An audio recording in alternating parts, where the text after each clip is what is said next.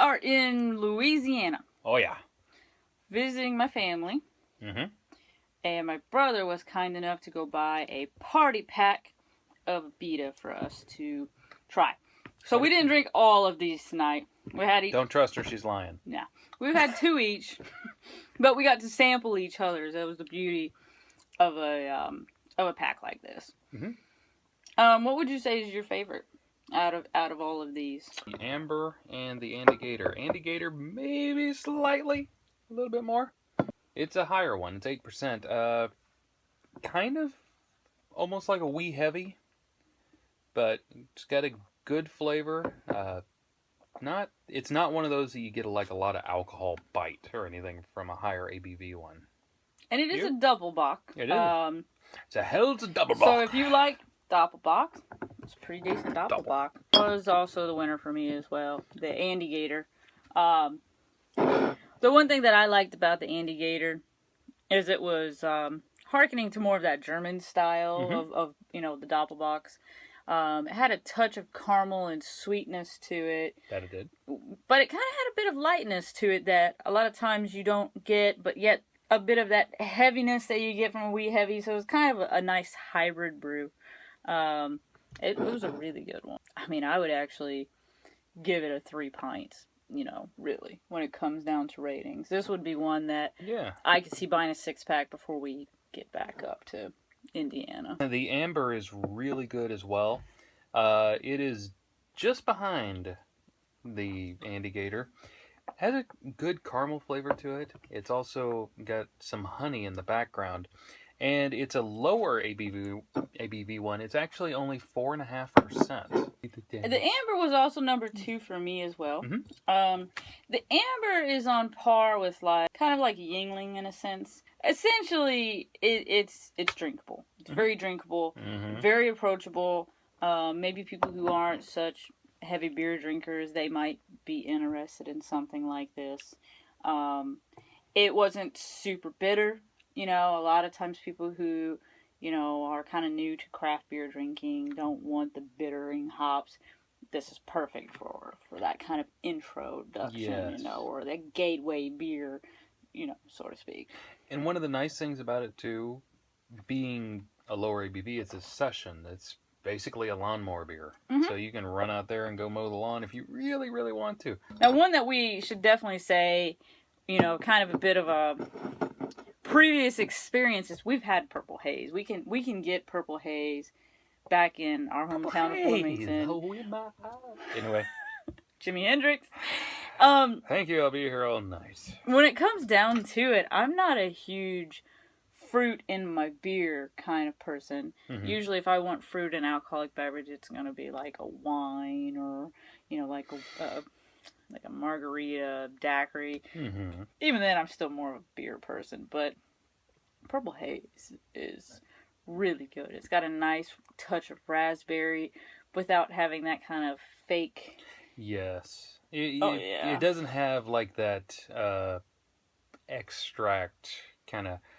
It tastes like actual berries, actual juice used in it, not, we made this from concentrate and it's just kind of sitting in an old vat and 5 drops later you got it. Exactly. Yeah, this one is good. We have actually sought this one out, and this one we definitely have given a 3 pints because we have got it in our own town. So to get it down here at a more local source, I mean, it still tastes the same. It's still great. It's just cool that we're in the same state it was made.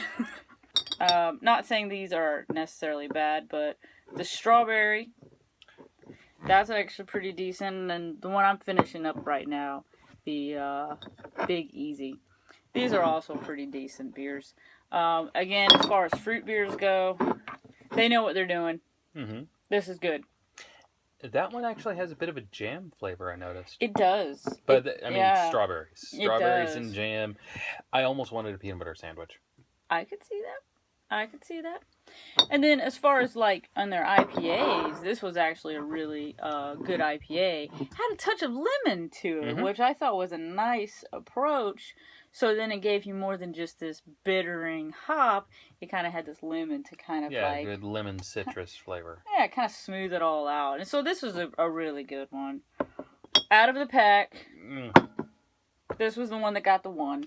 It was the lowest one out of the pack. 1 pint.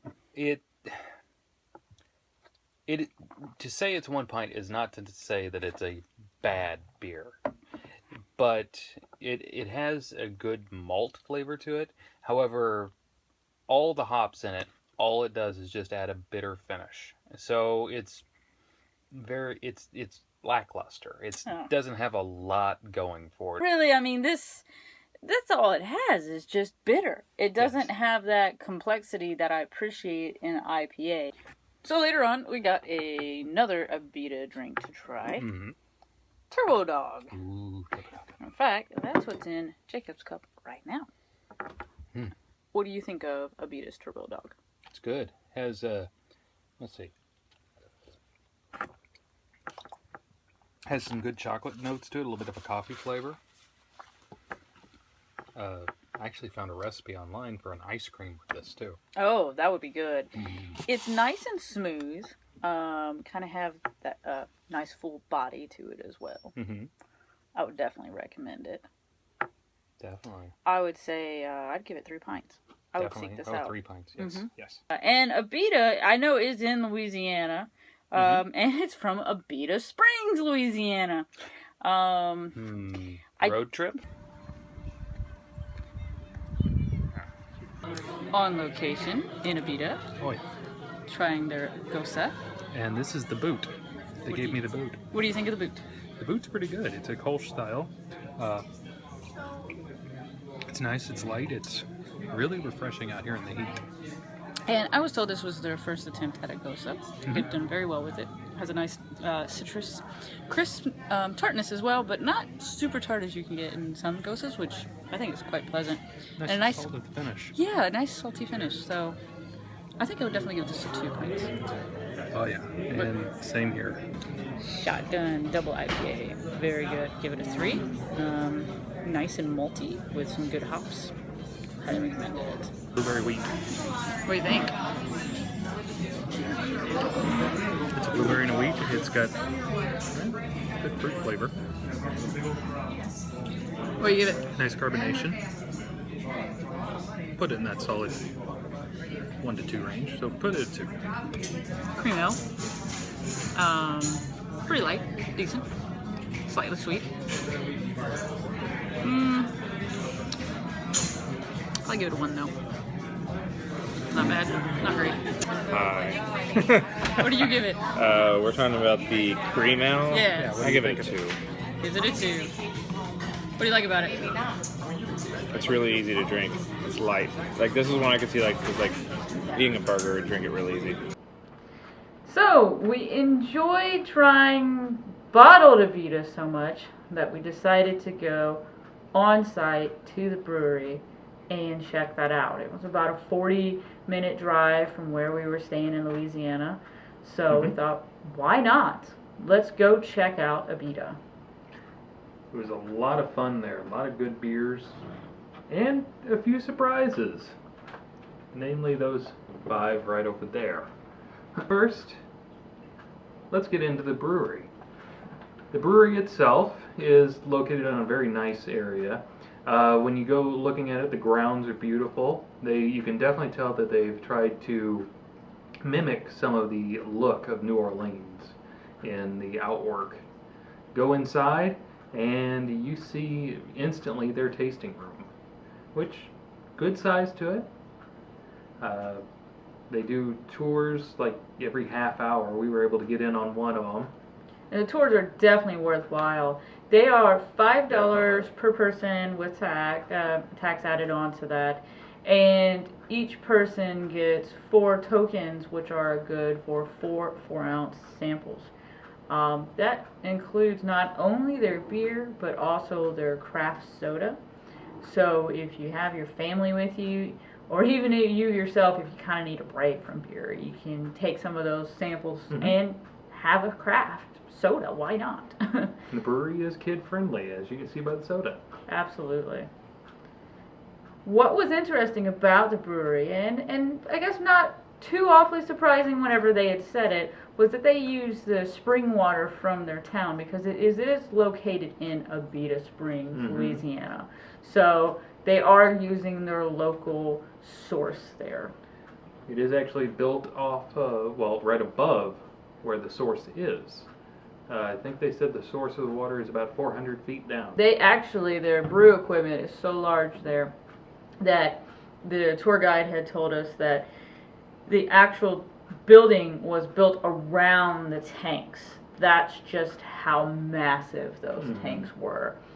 And one thing that we thought was rather interesting, because we've done lots of brewery tours, is that when you looked at the fermentation tanks, there wasn't the blow off like usually you see going into a bucket of water. And we had asked about that, and the guy said that they just simply flush the CO2 out. They just open up the valve and let the CO2 go out, open up the back door, and they just suck all the CO2 right out of there. They watch the CO2 levels to make sure that they won't have an explosion, basically, within the brewery. Well, it is a giant pressure cooker when you think about it. Absolutely. One of the very interesting things, too, one method that they use there, they take some of the steam, the excess water that comes off and all, and they're able to bring it back into the system and use it actually for power. And they are a very green brewery as well, because not only do they reuse whatever they can, but they also use a lot of solar panels they have located on the roof. And one thing I thought was interesting, if you look here, you can see drinking purple haze, and it kind of has a purplish color inside the glass. This is not just the color of the glass, but the beer itself. Managed to ask them about how do they make fruit beers, and how do they make them taste so well. So many times you hear brewers using extract, and extract's okay in some cases, but in some ways it kind of gives an artificial fake taste to it. They actually turn it into a sorbet, and they use that in their secondary. So that was really noticeable in the purple haze, which is a raspberry that they use.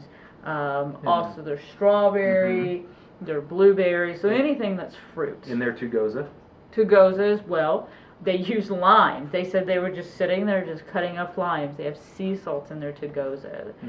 It was very delicious. So overall, we tried 12 different Abita beers. Some on location, some in bottles. The tour was very interesting, very neat. They have a nice craft soda line, so you could check that out with children and even non-beer drinkers. Sometimes you've got a spouse or significant other that's not interested in beer, and they can come enjoy the sodas. And the sodas were all very interesting. I tried the king cake. It tasted like a king cake. And I had tried the pecan pie, which has a very, very good, strong pecan flavor. It does. They were really great. So overall, after all the ratings of 2, 3, 1 pints, all the different ones that you've seen, Abita received a 2 average pint rating from us. So if you're in the area or going to be anywhere close, they are worth checking out. Definitely. If you are there, check them out. If for no other reason than just go get a pint. Oh, absolutely. Beautiful location. Beautiful grounds. And they're actually they're working on their brew pub. Well, they have one there, but they are working on remodeling it. And that's at a different location than the production facility. Not far though, like just a little down the road. Yes, just within the same town. Another thing to note also with Abita is the staff there was just simply sweet. You had that southern hospitality, really nice people, answered every question we had. They had personal favorites as well and talked about the beers, and you can tell they were very passionate about working at Abita. It wasn't just a job for them. And so, to Abita, cheers.